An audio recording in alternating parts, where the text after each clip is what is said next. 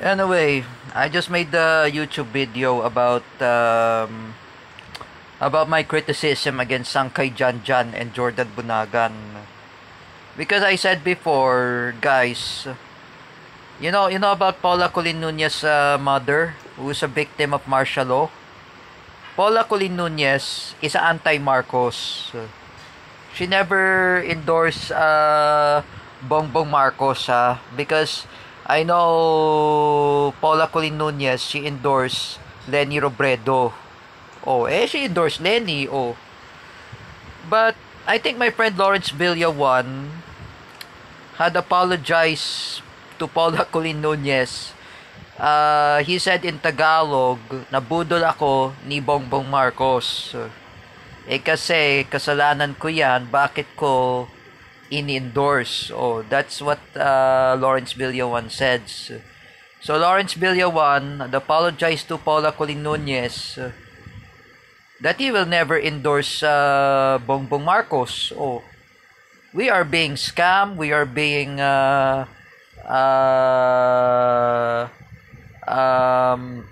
I don't know. We are being scammed. We are being in a worst nightmare. And then we said we are being in a corrupt nation in our country, the Philippines.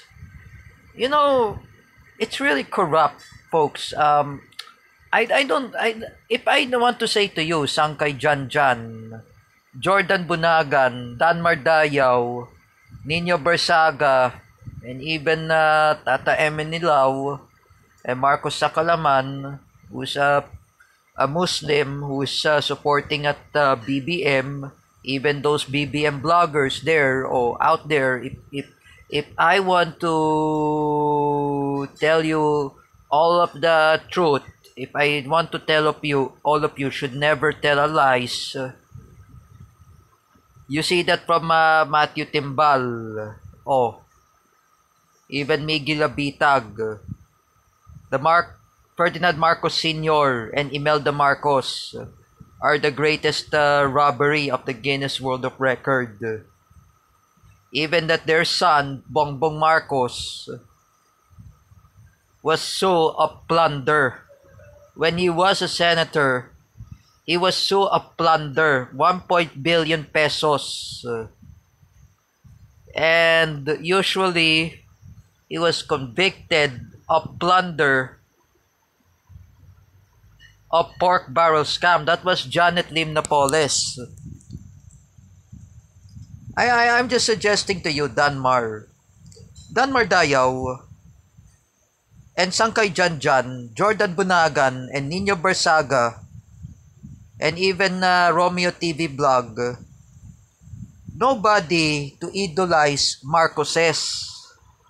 They are corrupt. Don't ever know when there is a corruption in the Philippines. You don't know what is corruption.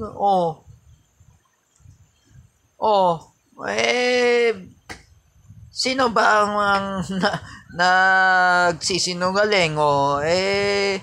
Ang mga Marcoses. That's why I've never tell a lie. Like I said before, I never tell a lie. Teacher Vincent Ramos never endorsed Bongbong Marcos. He endorsed Leni Robredo. He endorsed Leni and Sara Duterte for President and Vice President. My good friend, Teacher Vincent Ramos. Jens Manaid's father, Mr. Jaime Manaid and Alan Manaid, even Jens Manaid, who was a voter register, even his sisters, even his brother, Kuya Allen, they are voting at Leni Robredo. Why they vote Leni Robredo? They voted Leni Robredo. And then the running mate there is Sara Duterte. In 2022. Jens Manaid and even his family members, they voted Leni Robredo and Sara Duterte for President and Vice President. And so what to those idiot BBM supporters? What if, for example, if Sara Duterte is a president of the Philippines, And another vice president is Leni Robredo. Oh, who will run for vice president again in 2028. Oh, who will stand for it? Oh, you know, Leni Robredo and Sara Duterte are friends. Oh, they're not actually enemies.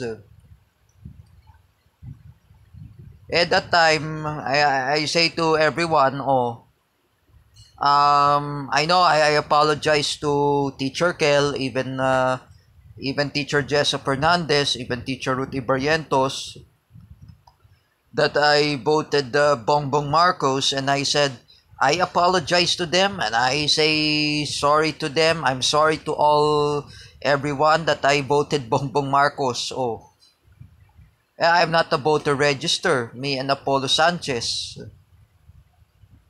Just like I said to you, Dan Mardayaw, Sangkay Janjan, Nino Barsaga, and Paulo Cruzada, and even Tata Emenilao, and Romeo TV Blog, and other BBM bloggers there.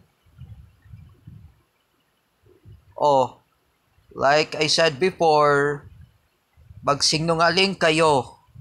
If you remember what I was told by Matthew Timbal and Miggy Labitag, the Marcoses are the greatest robbery of the Guinness World of Record.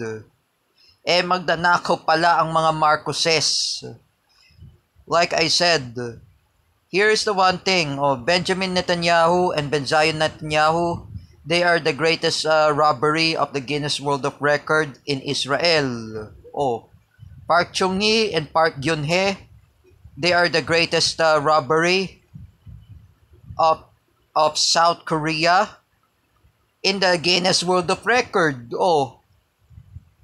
Even Bongbong Marcos and Ferdinand Marcos Sr., they are the greatest robbery of the Guinness World of Record. Just because of Benjamin Romualdez, Ferdinand Marcos Sr. have possessed Bongbong Marcos and Martin Romualdez to start corruption in the Philippines because of flood control and anomalies.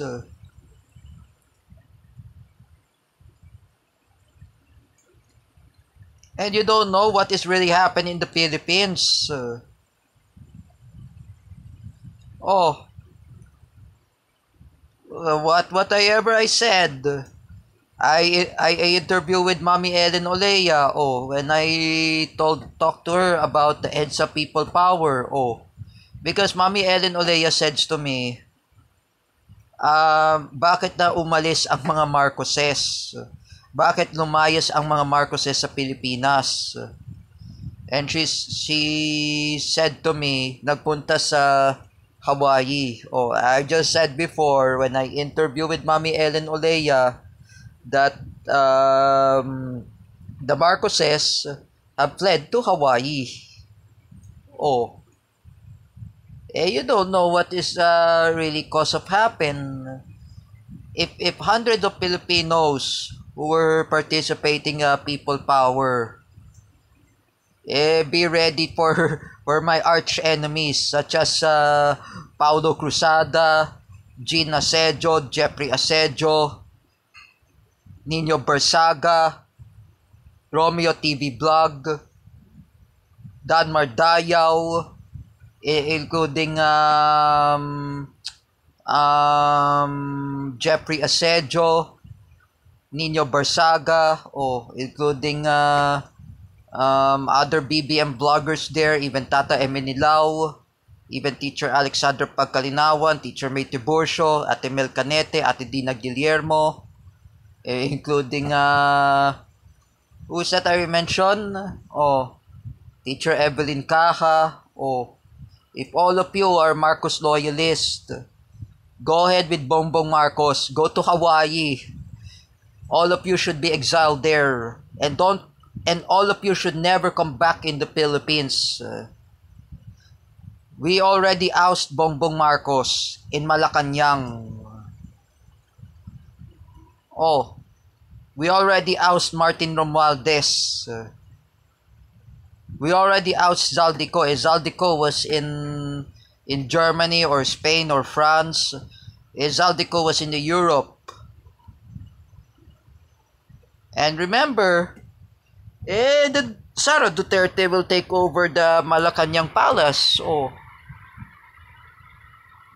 this is what I accuse against the BBM bloggers. You don't know what is the greatest robbery in the Guinness World of Record. The Marcoses.